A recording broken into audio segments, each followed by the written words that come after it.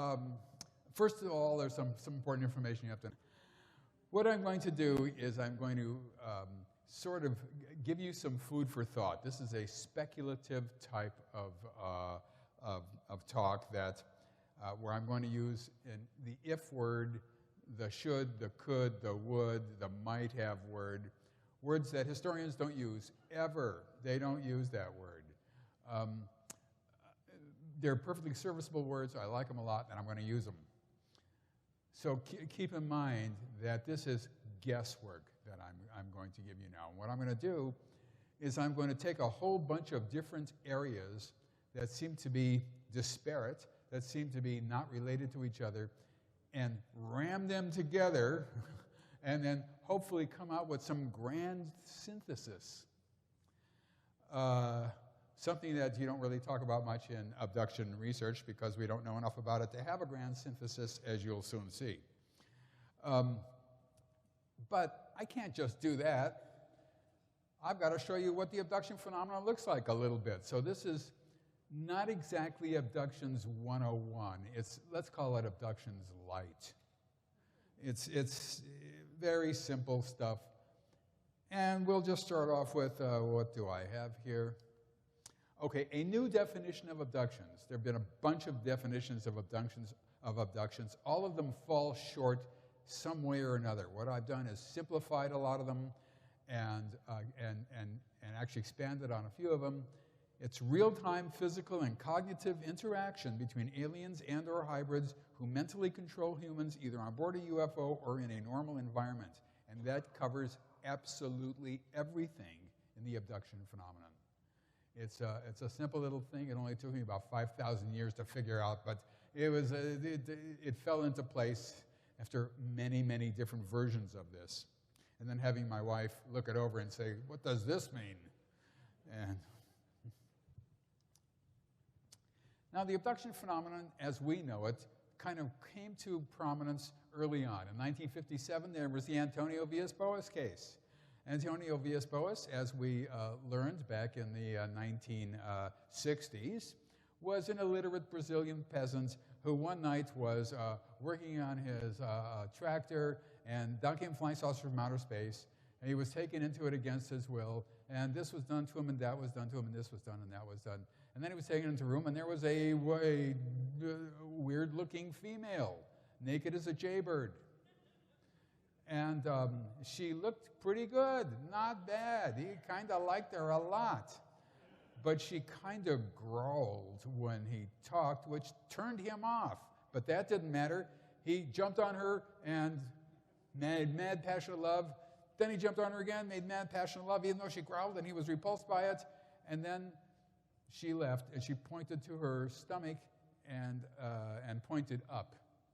And he said he felt like he was being used as a stallion for to improve their stock or for their stock or something like that. This case was, of course, totally nuts to the people of 1957, 58, and 59 who looked at this, and it was not even published until 1966. It was just beyond the pale. It wasn't just that he was kidnapped by aliens. It had things that people didn't want to hear about. They didn't want to see. They didn't want to even think about. So that case lay dormant. It wasn't until 1986 when I personally learned that Antonio Villas-Boas wasn't some illiterate Brazilian peasant. His father was apparently a well-to-do landowner. He was either taking a correspondence course, he was enrolled somewhere, whatever, but he became an attorney. And everything we learned about him was wrong, in essence. And this seems to go hand in hand with the UFO and abduction phenomenon, actually. Then there was a Barney and Betty Hill case. If there isn't anybody here who's heard of them, I would be amazed. This is probably the most famous case of all cases, you know, and of all abduction cases. An interracial couple driving blah, blah, blah, blah, blah, blah, going here, going in Portsmouth, they're heading towards Portsmouth, New Hampshire. I'm not going to go into all these details. They're abducted. Cut to the quick.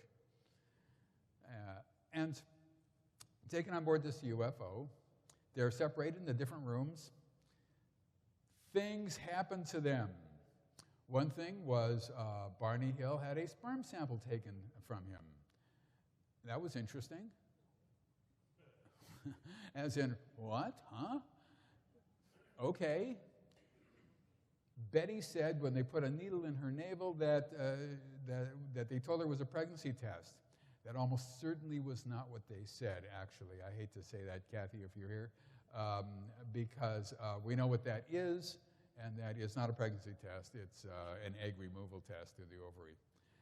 But the fact is, though, that then they were released, and unlike Antonio Villas-Boas, they didn't remember what had happened to them, whereas Villas-Boas did remember.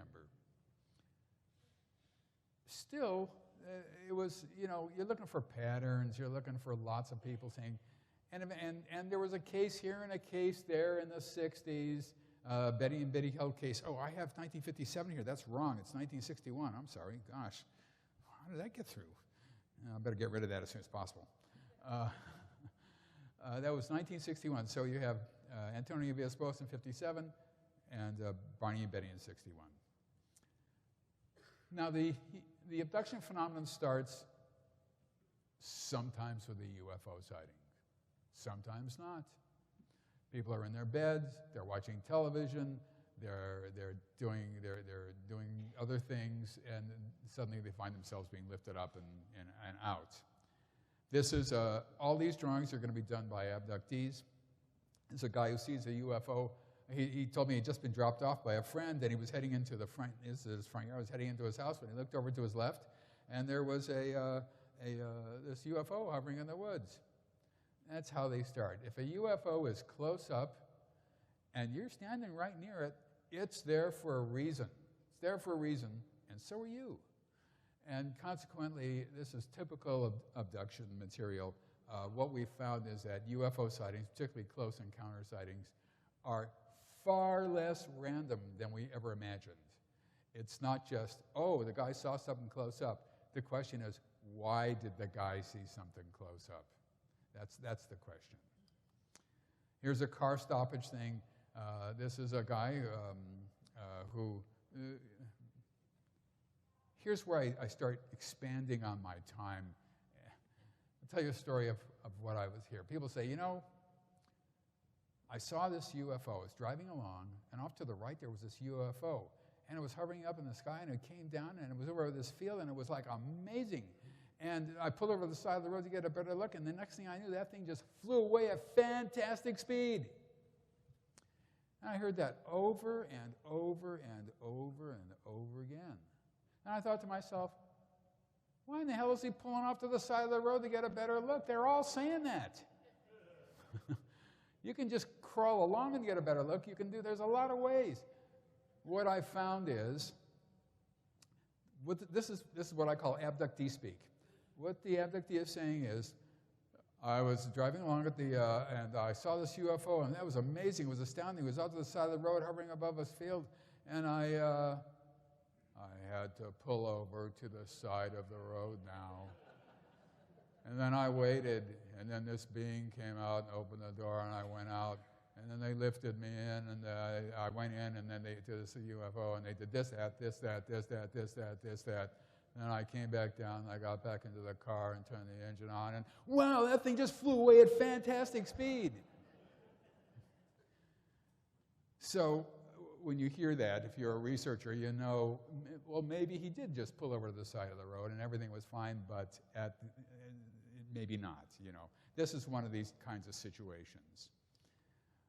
This is a guy, I shall go to the pointer, who is a graphic artist, and he drew a sort of tableau in a way of where he was. He was with a friend, and this is the guy. And he sees, how to move my microphone over here, he sees a UFO up there.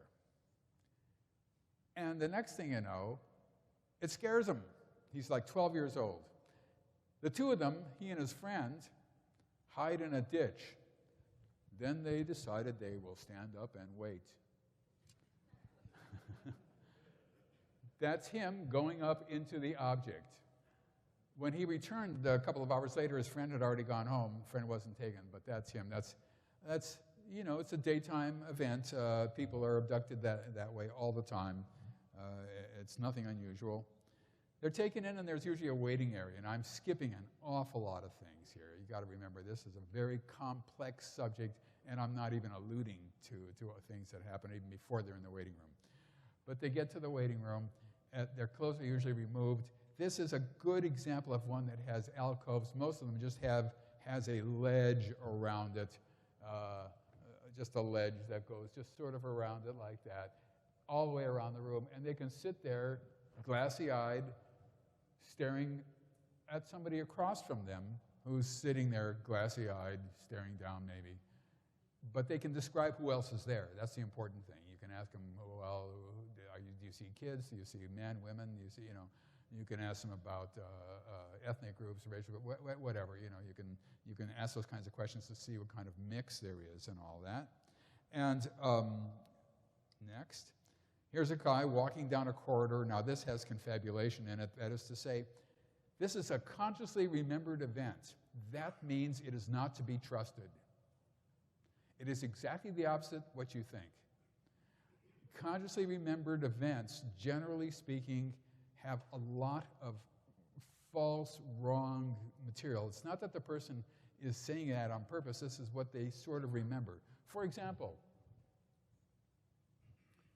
this square entranceway here or whatever, that's just not on board a UFO. It's just not there. You're not going to see it. It's not there. Nobody ever describes that. Who is not confabulating? And he seems to be wearing a black outfit. Probably not. The aliens' heads, they're too wide. But it's a good drawing. I like this drawing because it shows what's happening. He's walking down a hall and he's being led by two small gray aliens. Here's another one. Here's, if I may use the pointer. This woman enters into the object here. She goes into here. Here's a waiting area. They take her clothes off. She walks into, where the heck does she walk? I think she walks into here next, and this is her table right here. Afterwards, she went into here, and she was presented with a baby to hold, and I have a slide of that also. Here's another one, diagram of hallways, and the guy walks down this hallway, that hallway, this hallway, that hallway, and this is him here at on his table.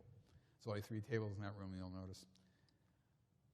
Now, one of the things that happens to all abductees, almost all the time, is something that when I taught this course, I would have a student, I would say, tell me what happens to every single abductee almost every time.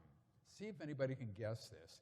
And not a single human ever guessed it. Only the aliens sitting in class guessed it. They knew right away, but the humans couldn't get it. And it's a staring procedure where a being of some sort stares directly into the open eyes of a person who cannot close his eyes, cannot avert his eyes, can't do anything like that. And I wondered for years what this was, and I finally figured out that they're connecting with the optic nerve, and they're going through the optic nerve to innervate any neural areas that they want.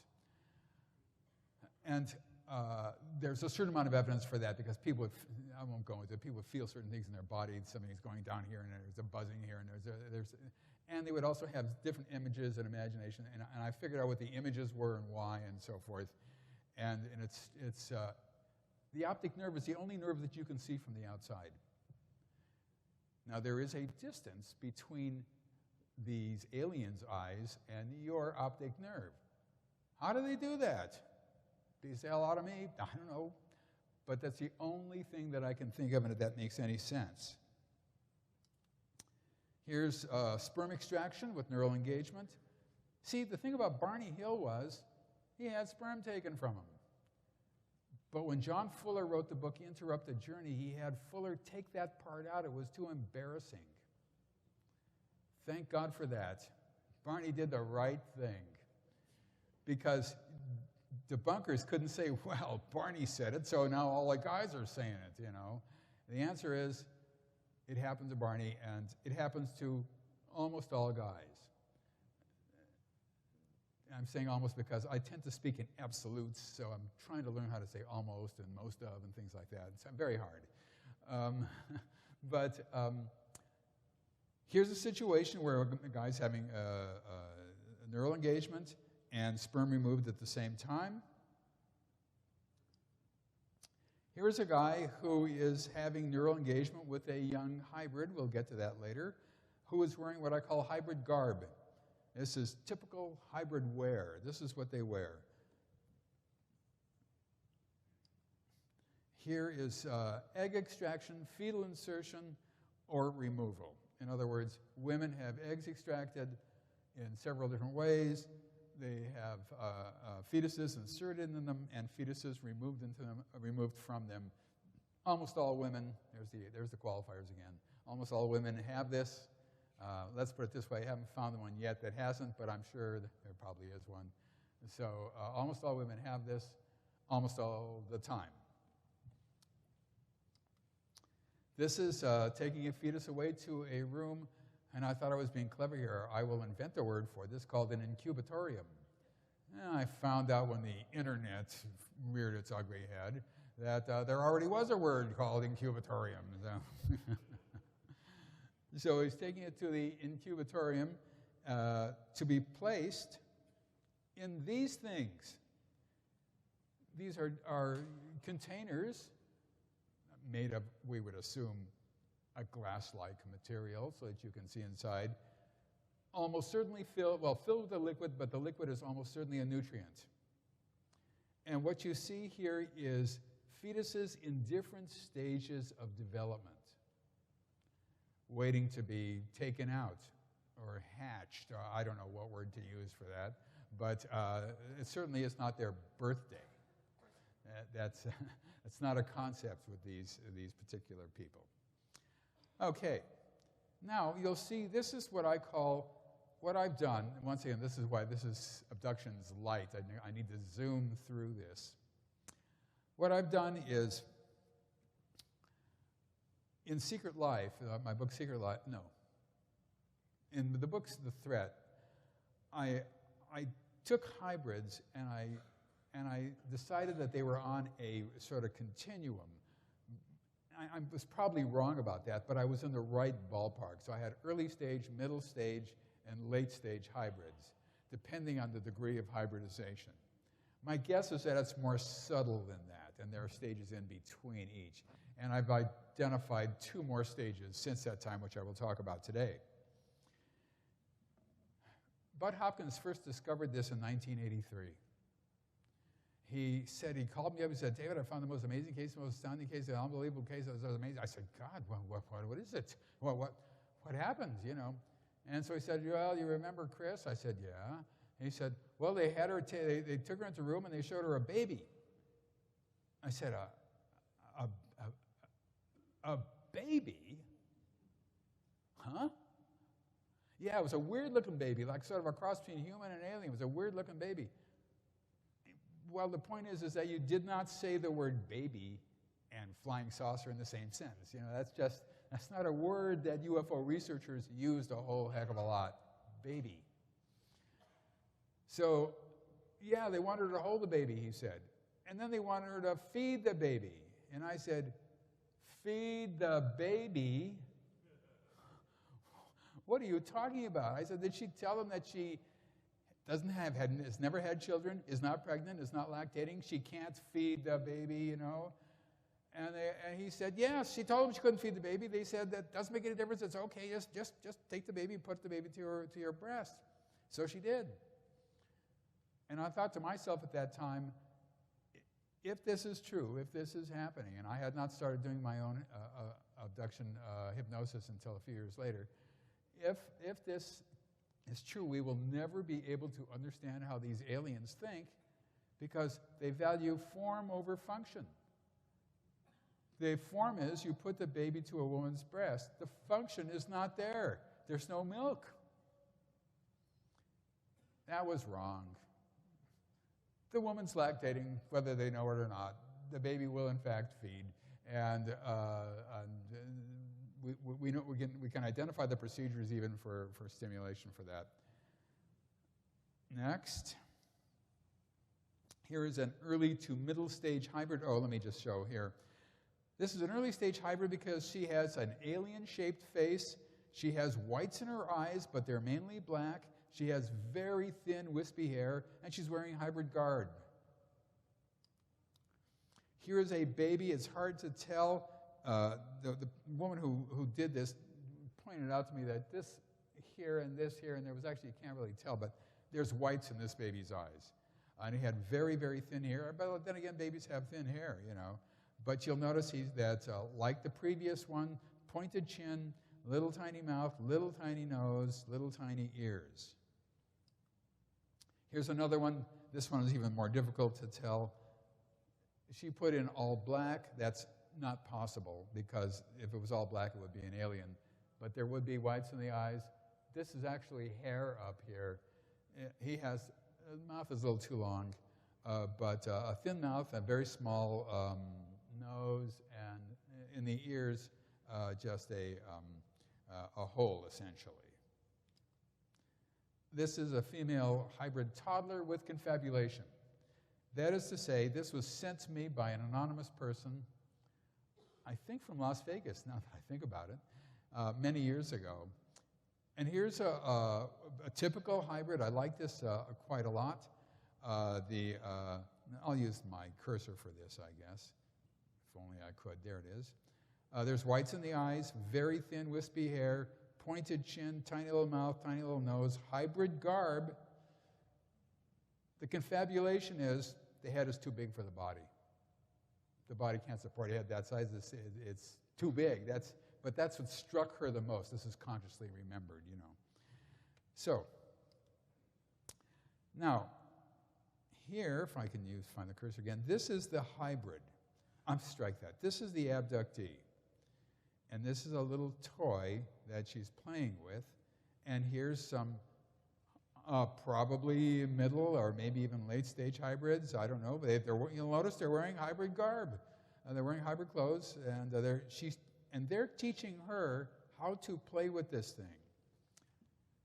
I wrote a paper, and this is amazing to me, but I wrote an article for IUR just on hybrid toys.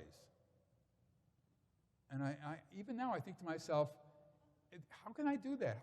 How can anybody do that if this is not happening? I wrote an article just on the toys they use, because they're all characteristically the same, and they're off the wall.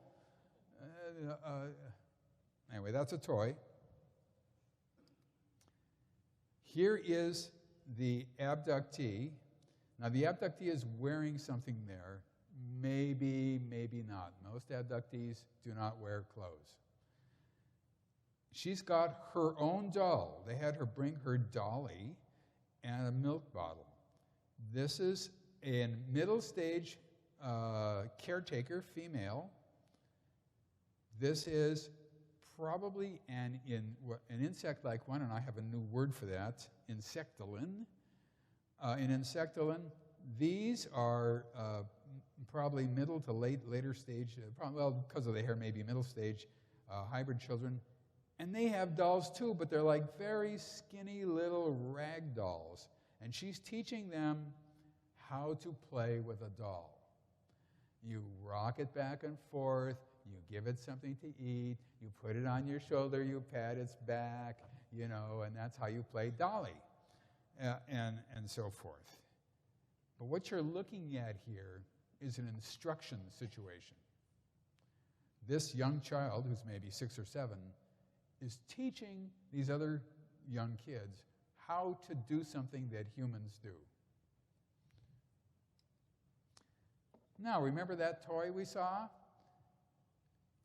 The girl picked it up and started shaking it. And immediately the middle stage hybrid said to him, "No, don't do that, don't do that." And the little girl said, "Here, don't do that." And here's their rag dolls. It was the same group. And here's her doll. Just to show you that every once in a while, a kid can do something like that and adults don't. I won't go into why that happens, but there's a neurological reason. Human woman comforts man on table, it says. Here's a man having sperm taken from him. Here's an abductee who's come over and is calming him. Now, what you're looking at here, this is the graphic artist who did, here's the first one, the second one. This is him standing where he actually helps with a woman who was on there. Sorry. How did that happen? I'll get to that in a second. And so what you're looking at here is an abductee who was helping aliens perform tasks. It's not a very big deal, just sort of calming him. This is, I call this calming behavior by abductees. Am I at the 15-minute mark yet? Now, here's one where an abductee is taken into a room and shown a screen-like device. You'll notice off to the side here on the right-hand side, there's a bunch of hybrid children, and there's another abductee sitting there. They're looking at her. This, he thinks, is a female alien, a gray alien perhaps, but there are all these little kids around him too. He's staring up. Now, what do people see on screens? Everything from the earth cracking in half, armies warring, bad news things happening, death, pestilence, floods, whatever, and normal scenes of everyday life, scenes of people having a good time, beautiful, verdant wilderness scenes of strange objects slowly floating, geometrically shaped, across a screen that they're supposed to watch. Why this is being seen, I do not know. In other words, we used to think, oh, maybe it's predictive. Maybe the Earth will be hit by a meteor like somebody saw and crack in half.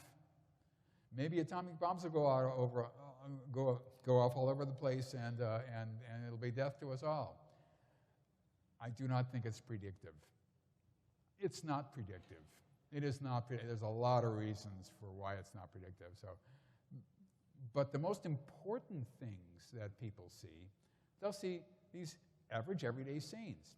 And sometimes they'll be in a large place with a screen in front of them. All communication is telepathic on board these objects, as we all know. And they'll look at the screen, and it's a picnic. And this is an actual event. I've talked about this in the media before. It's an actual event. An actual picnic, rather, and there's people who are just standing around and gabbing, and there's a picnic table, and there's people who are maybe playing ball or throwing the ball to each other or something like that. It's just normal, absolutely normal.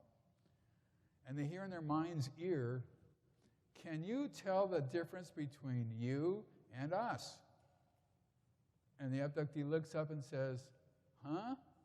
What do you mean, difference? Everybody looks the same to me. What?"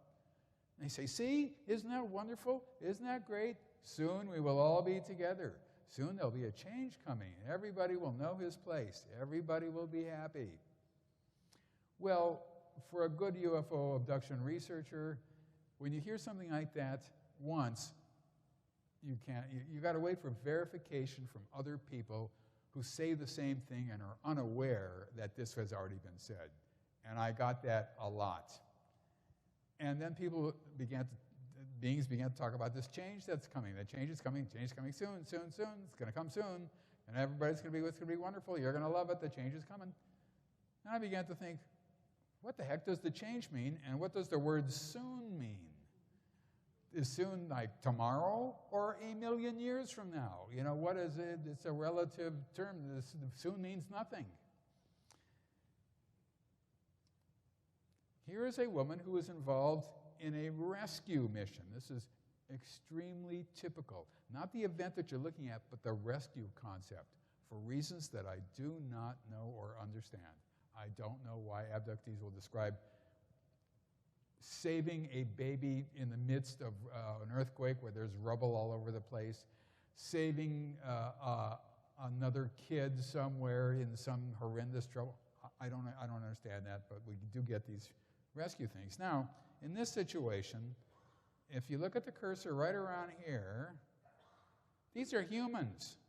This guy here is an alien. This is the operating system for a flying saucer.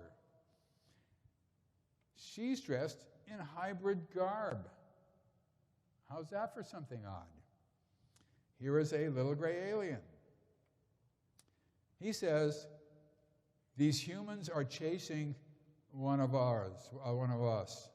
You have to maneuver the UFO on top of the alien so the alien can escape. If I can find the cursor again. So the alien can escape. She says, well, I can't do that. I don't know how to do that. He says, yes, you do. Yes, you do. And she looks over at these symbols and stuff. She says, oh, yeah, I can do that. Yeah. And she puts her hands on top of these things, and you can see she said you could see this fake UFO. It's not actually happening. But it's moving closer over the alien, and that's good enough. The little guy says, okay, that's fine, come this way now. What is this for? Beats the heck out of me. Now here is a middle stage hybrid who's got hair. He's got not as pronounced a pointed chin. He's got a regular mouth, a regular nose. He's got lots of whites in his eyes. And this is he's looking at the abductee who's lying on a couch or lying on some sort of device. And this is actually a street map. And her job is to stand on the corner when panicked human beings come running down the street. Her job is to say, everything is okay, everything is fine, just keep going this way, just walk this way, calm down, everything is okay. That will be her job. I have several people who've told me this, not knowing that anybody else would ever in their lives say anything like that, but they're the same. And I don't even want to think about what that means, you know what I mean? Let's just let that one go. Okay, now, sir, okay. The thing is that when you get early, middle, late stage hybrids, there's more.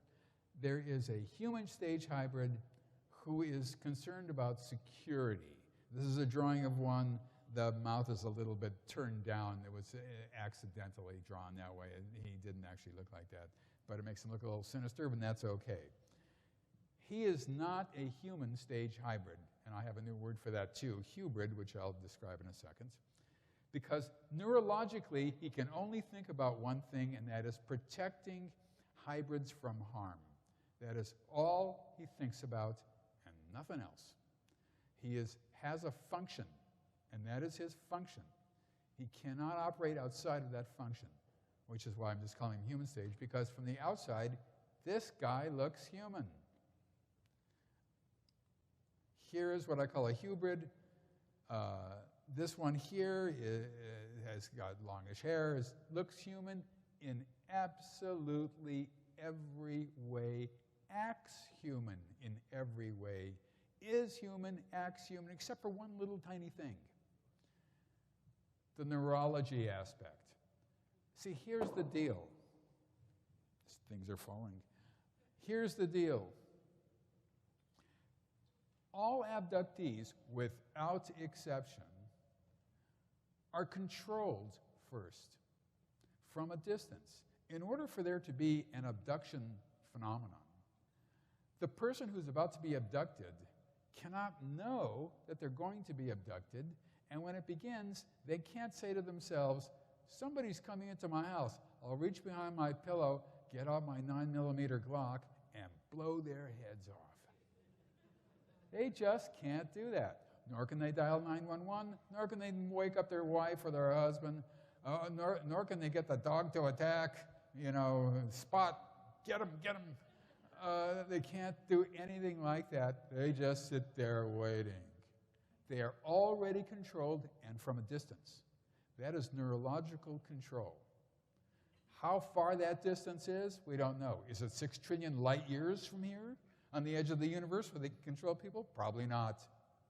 Is it 50 feet? Well, probably so, yeah. How far it extends, we don't know. But my guess is that this is a far more complicated situation than I know.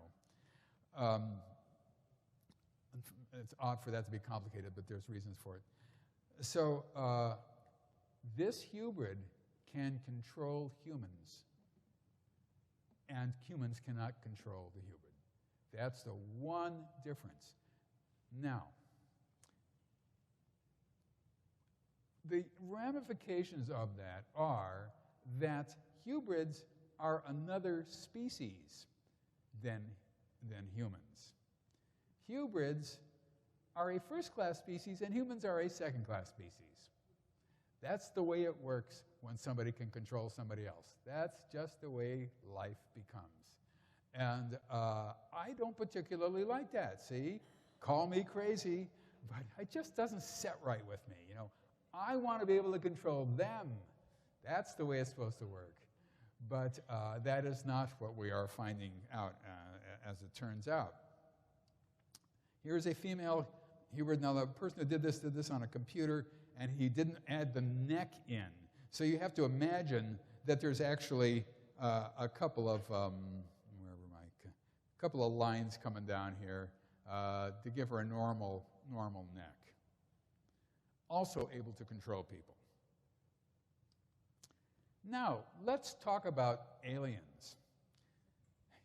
In my research, my sense is that the insect-like ones, the insectoid beings, or as I just call them, insectolins, it's insect alien without an E. It's easy to remember. The insectolins are true aliens. These are order givers. These are the powers that be, I think. These are the ones, I surmise, are at the top of the pecking order. There really isn't a pecking order. It's more like spokes of a wheel, but they're in the center of it. And they look really weird. You notice how thin they are, how thin their arms are. You notice that their head is odd. This is actually a drawing by Katerina Wilson, who gave it to me. And you see that the head is pointed. There's no mouth. There's no nose. There's no ears. There's no nothing. And really bizarre looking. Now, people call them parking meter heads. People call them praying mantises. That's the most common thing that people say, and so forth. Then comes, and I don't have a slide of this for various reasons, then comes the reptilian-like ones, reptoids. I just call them reptilins. It's a nice, easy word, R-E-P-T-A-L-I-N, reptilins. And we see reptilins once in a great while. And when people describe them, they describe them on a spectrum of, God, the guy looks like an alligator. God, the guy looks like he's a lizard. God, the guy looks like he's a tall gray. What? They describe them all the way down. You know, it's like all over the place. It is so, it's not rare, but it's unusual to get them. Of the 1,100 cases that I've looked at, you know, I have maybe 20 cases of people saying reptilin. And the question is this confabulation or not? And it's hard to tell. But let's assume there is. Let's assume there is. Now keep this in the back of your minds. I'm actually going to come back to it. Now, so they're sort of at the top of the pecking order. Now, these are small and tall grays. I want to just call them. I'm using the current vernacular grays, as opposed to saying gray aliens. We all know what it means to say gray. Small grays with confabulation. The confabulation is they're armored. The problem here is if they were armored, we would hear this all the time. And this was drawn in 1987, I believe it was, or 88, and I never heard it again. Therefore, it is confabulation. But yeah, there you see there he is, his eyes, nose, mouth, and all that sort of stuff. Here's another one. I had people draw the front, the side, the back. This is when I was first starting out. I started doing it at 86. By 88, 89, I had some people doing this. Tall grays, eyes, nose, mouth. Here's one, the same thing, a tall gray. Here's another one. This comes from Bud Hopkins' collection of drawings. Here's another one. They're all pretty much the same. And here's another one from Bud Hopkins' group. This guy's wearing black, yes or no, maybe. Here's another one, small gray, and here's another one, a small gray, and there's a tall gray. Okay, now, what's wrong with what I just told you? There's something wrong, something off kilter about what I showed you something. Oh, yeah, everything is great, everything is wonderful, but it isn't. In my demented mind anyway, I kept looking at that, because I knew early on that these beings didn't breathe. Because I asked people, well, when he's staring at you and his forehead is touching yours, can you feel his breath on your face? The answer is no. Well, do you see his chest expanding and collapsing, even a little chest, a little expand, a little chest? No. There is no evidence whatsoever that they breathe. The second thing is, there's no evidence that they speak or that they eat orally, that they fuel themselves orally. There's evidence for other ways in which they do that, but not through the mouth. And since all communication is telepathic, they don't need no stinking mouth. So the question then is, why do these beings have these, maybe they're vestigial, maybe they sort of, over in the evolutionary world that they lived in, that they eventually abandoned the nose, the mouth, and the ears, which I don't think we're ever going to do because, they come in handy. It just bothered me. It always bothered me. It bothered me. It just didn't make sense. So then there comes the reptilians. Okay. People say, oh, man, this one looks like a reptilian. Oh, he's horrible. He's ugly. Oh, get away from me. He's going to harm me. He's horrible. I said, God, what is he doing? Oh, well, he's there. He's horrible. I hate him. I said, well, is he beating on you? Is he? No. Well, is he harming you in any way? No. Well, is he threatening you? No. Well, what is he doing? Well, he's just doing procedures that all the rest of them do. In other words, but the very look of him is so threatening to the abductee that they recoil. But the activities of the reptilian are the same as everybody else. Keep that in the back of your mind. Now we turn to a completely different world, the world of words. The question then is, and here comes the disparate aspects of this, where I've cobbled together two separate talks altogether, one of which I've given 1 million times, and one of which you're hearing for the first time ever in my sweat-filled way, because I'm nervous about this, about a new thought that I had. I don't have a lot of thoughts these days, but I actually had a thought a while ago. So I've written this little thing up. The question is, are we alone in the universe? And as it says here, this is 10 years ago, this was a serious question. Now it's just a stupid question. It's just, of course not. But the problem is that we have 200 billion stars in our galaxy. There are 200 billion galaxies in the universe, although Michio Kaku says 100 billion. I was told by a professional astronomer 2 and 2 is the number to go with. But and so far over 1,000 planets have been discovered, not yet confirmed. There's about 350 that have been confirmed. And a few of them, maybe 1 or 2, might be in the Goldilocks zone where the temperature is good enough for life to evolve, and I'm not sure whether there's water on the planets or not. But the answer is that every single thing that astronomers have learned in the past 40 years, especially since the Hubble telescope went up, 30 years or whatever it is, has lent credence to the idea that there probably is life out there, and nothing has lent credence to the idea that we are alone in the universe. But in the year 2000, a book came out called The Rare Earth, which made a legitimate academic case that we are alone, at least in the galaxy and maybe the universe. And it's not just life they were talking about. Well, they're talking about technologically advanced life because, sure, we're going to find microbes.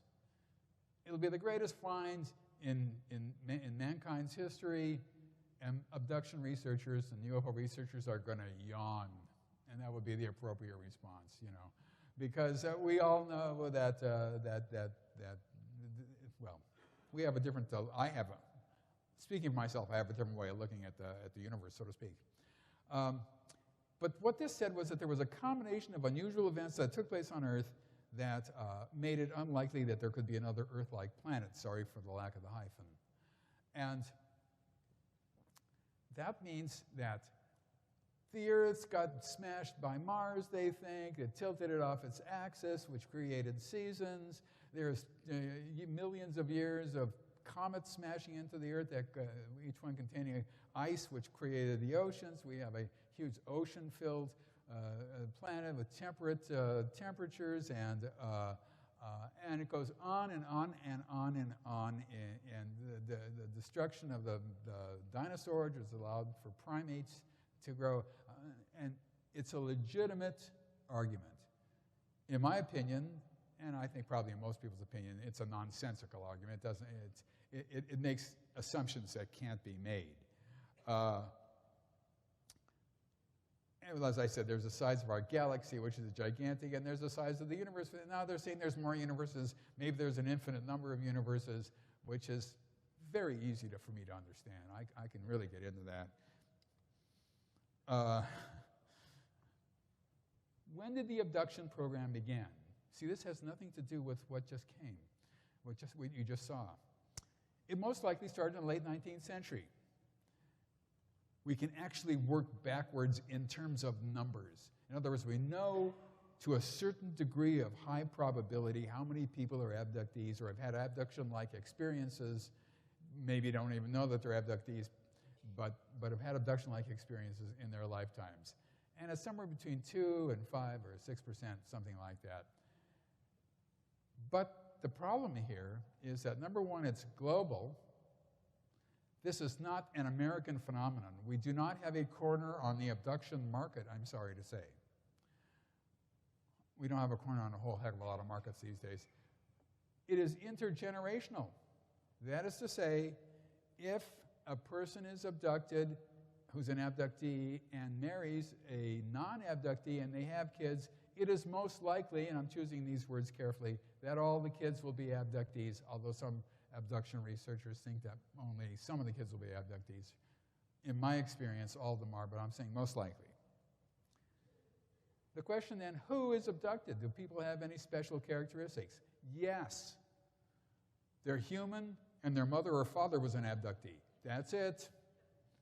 It's the good, the bad, the innocent, the guilty. It's everybody and anybody. It's how many times are people abducted? People will tell me, I was abducted once in 1984. I'll never forget it. I was in a field and blah, blah, blah, blah, blah, blah. The answer is, that's an interesting concept. Let's see what happened. And then they remember some other odd thing that happened. Then they remember another one, then another one, then another one, then another one, then another one, then another one, then another one. All the way back into childhood. Now, they stop remembering when kids don't remember, like at 4 or 5 or whatever. It's harder and harder to remember anything of note when you get that young. But we know that parents are abducted with their babies. Therefore, there's a pretty good reason to think that it goes from infancy into old age. It stops somewhere in old age, and we don't know where. We don't know when it stops, at what time. So, people are abducted with great frequency, over and over and over and over and over and over again. I had a guy come to me with 200 incidents that he had written down that might possibly be abduction activity. 200, he was 40. That meant only 5 a year from the time he was born. That doesn't happen. 5 a year is too little. I've never had 5 a year when I start doing what I say. It's much more. So people are abducted all the time. It is anybody and everybody. It is intergenerational. It's global. That's really a critical one. It's global. It's around the world. I get email from abductees around the world. It does not matter. They have There's two things that they have to be able to do which limits it. They have to have a computer, they have to find my website, and which is not easy, and they have to understand English so they can fill out the questionnaire. Hopefully we can get around that. There's something called Google Translate, which I've been using all the time now. It's wonderful. No matter what language it is, Google will translate it. So, okay, so it began, though, when we think back on it, if this continues, how long will it take for everybody to be an abductee? If it keeps spreading laterally through people who are abductees getting married to non-abductees, and then it continues down through the generations, longitudinally, so to speak, how long will it take for everybody to be an abductee? I had a PhD mathematician work this out. Now, the problem is I don't really know because I can't remember how many people he started with. But he said, I think he started with like 1 million or something like that, or maybe 500,000. He said 7 generations. Now, the question is, what is a generation? The term generation has changed over the years, and when you look it up on Google, it is now 30 to 35 years, which seems like an awful long generation to me, but let's just say it's 30 years, because we used to think it was 20 years, and it was boosted up to 25. Okay, that means, ladies and gentlemen of the now sleeping audience, that means that if this phenomenon started in 5000 BC, as some people claim, by 3000 BC, everybody on the planet would have been an abductee. And if it started in the 14th century, by the 17th century, everybody would have been an abductee. See what I mean? And we know that 2 to 5% of at least Americans and probably the global population are abductees. Therefore, it couldn't have started very long ago. And here's the kicker. We have reports from both before 1947, before Kenneth Arnold. We have reports from the early 1940s that we've examined. I've looked at cases from the 1930s. Bud looked at one case from the early 1920s. And there's evidence, there's anecdotal evidence of going back to the 1880s that I have. So we say the last quarter of the 19th century is probably okay. Hang on a second here. This thing is checking for updates. It's still checking for updates. Go away. Cancel. It's not letting me cancel. Help. Oh, well, we'll talk about this for a second, but I do need somebody to come down and, here he is. Materialized out of nothing.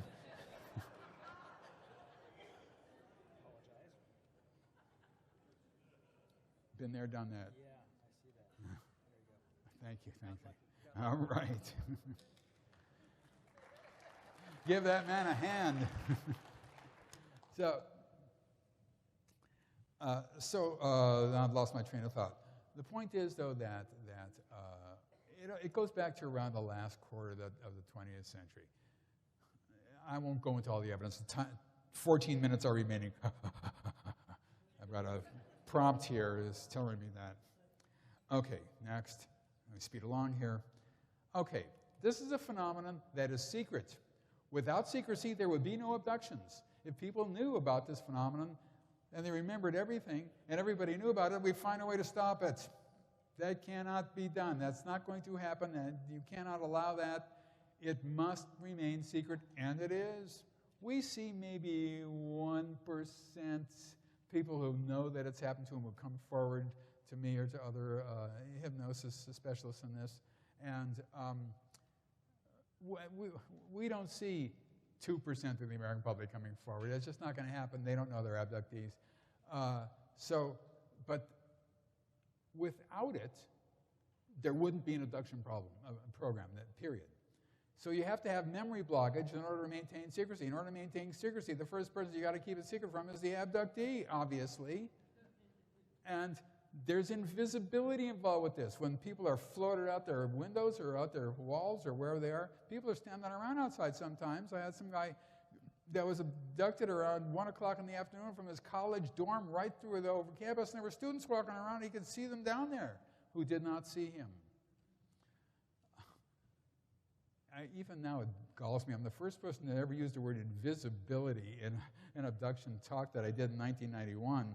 And even it still makes me choke up a little bit in terms of, should I say that word or should I just say the word unseeable? It's such a better word and it goes down easier. In fact, it's all part of the secrecy program.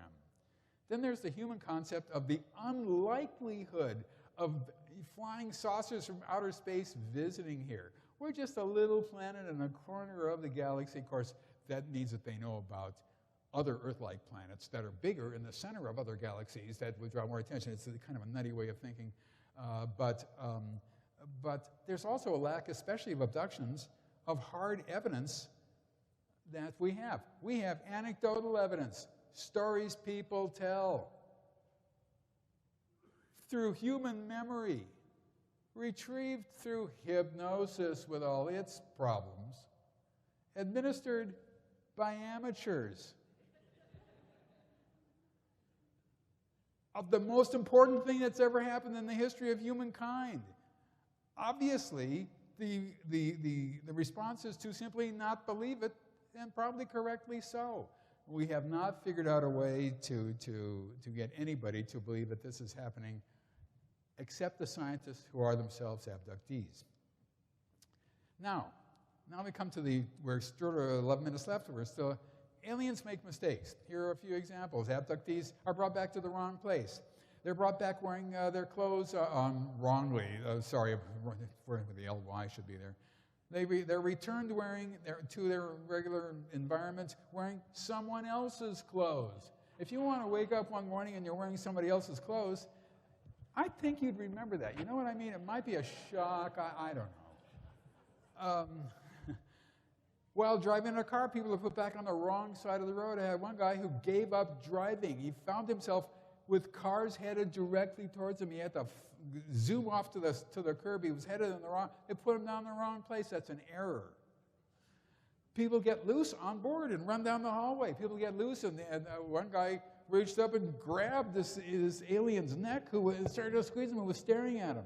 He got loose while neural engagement was taking place. Abductees are returned outside their houses that are bolt locked. How the heck? What? They're in their yard. One woman had to use a baseball bat to smash through her patio glass doors to get inside her house. People remember things. They shouldn't remember things. And they don't. 95%, 99% of them don't remember anything. They live weird lives. They see ghosts. They see religious figures. They travel on the astral plane. They have this, they have that. And they know, and that's normal for them, you know. But they lead odd lives. Are they abductees? Hell no, they would say to me. Hell no, and I'm not an abductee. And sometimes abductions are witnessed by others. Not only that, which I should add, but people are abducted in groups, and if you're interested, and they can confirm each other's abductions, and they're physically missing from their normal environments when they're abducted. When you tell a psychiatrist that people are abducted in groups, they will simply ignore what you said, because everything that they've held dear and cherished in their lives will be destroyed if they were to believe you.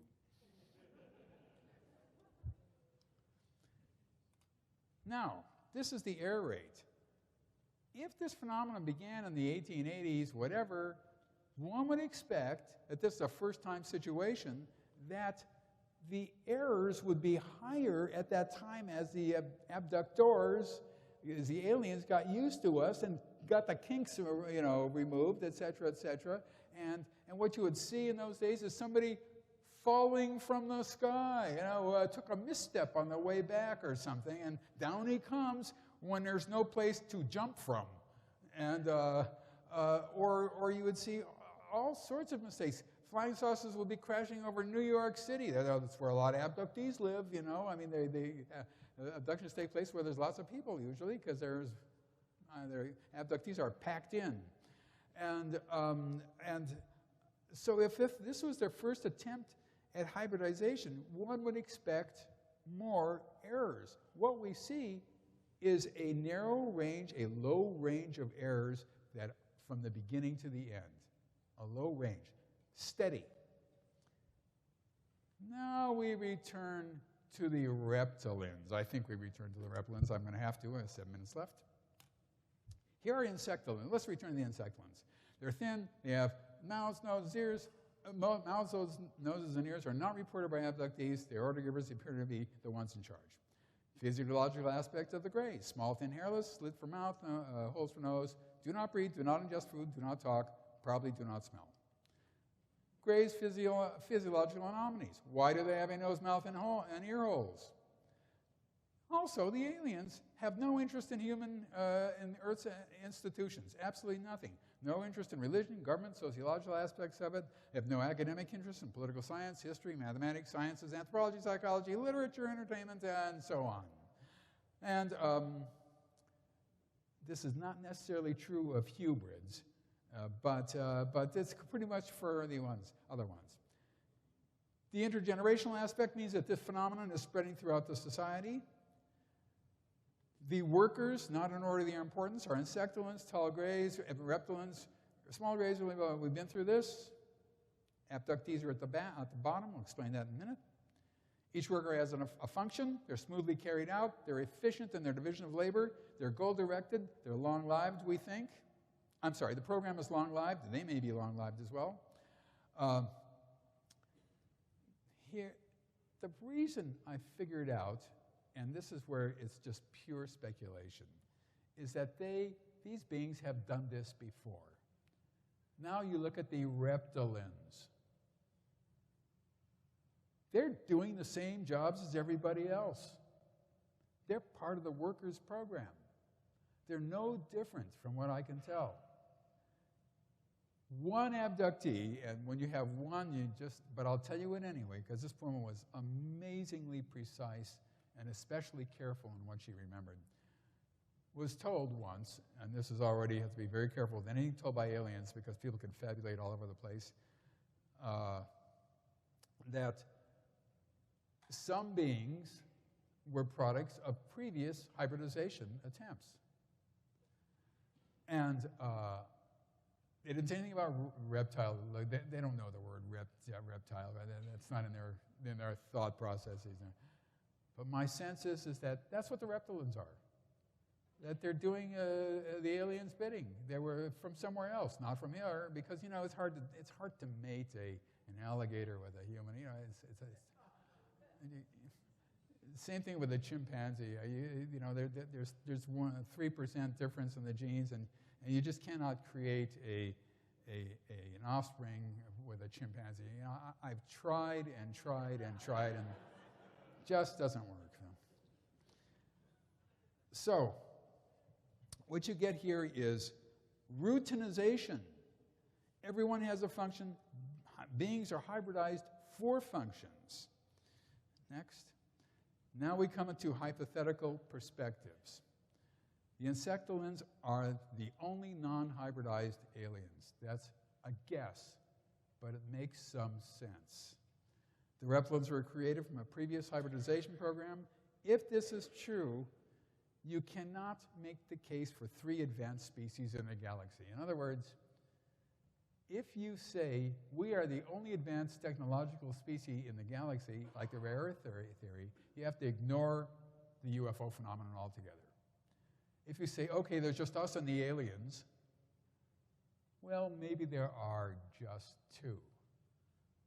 But if there's another group, like the reptilians, you cannot say there's just 3. Because if you say there's just 3, you're saying there's just 3 trillion. You can't say there's just 3. It makes no sense. It is illogical. The universe is teeming with life. The galaxy is teeming with terrestrial, with advanced technologically life. 3 is an unsupportable number. 2 is on the cusp. 1, probably not. See what I mean? It has to. Therefore, the galaxy is teeming with life. New perspective number 2.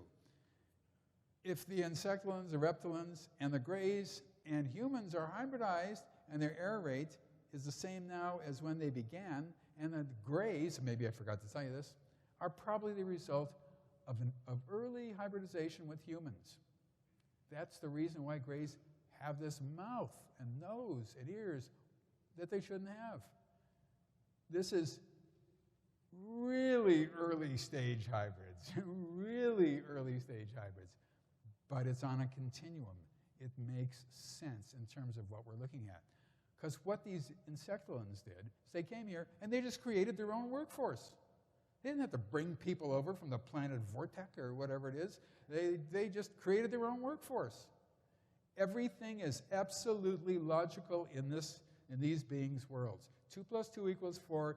It's everything that we thought was crazy, insane, nutty. How can we ever figure this out? With enough information, we've been able to figure out it's logical, and you say, oh, yeah, that makes sense, and you go on to something else, even though 5 minutes before you realized you thought it was totally crazy, and then eventually you learn what it's about, and it makes sense. Everything, it has to be that way. It has to be that way, because they've got extremely advanced technology, and 2 + 2 = 4, no matter where you are, I think, I guess, I assume.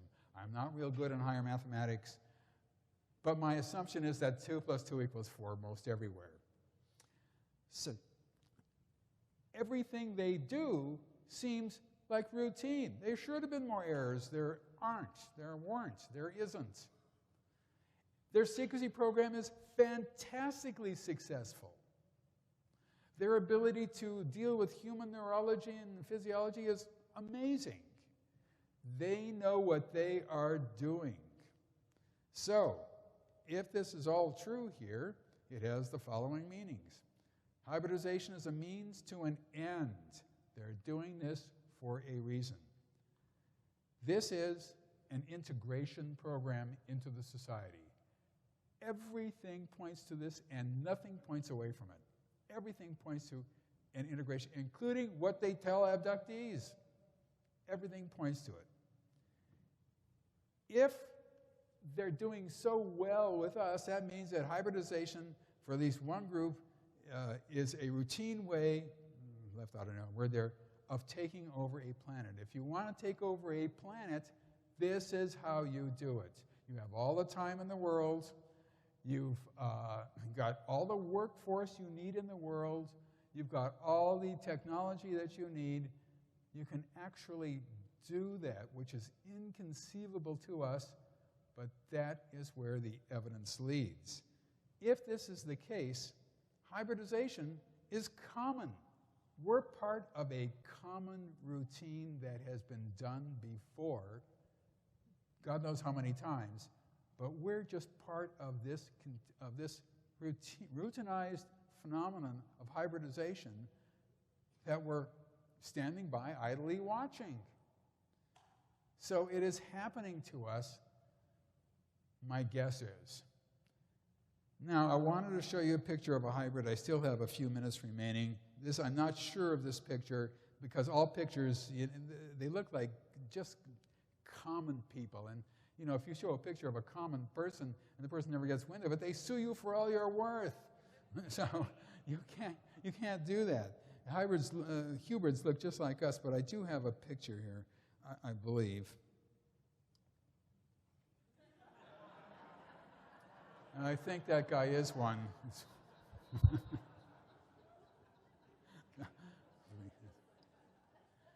Okay, that's my story, and I'm sticking to it.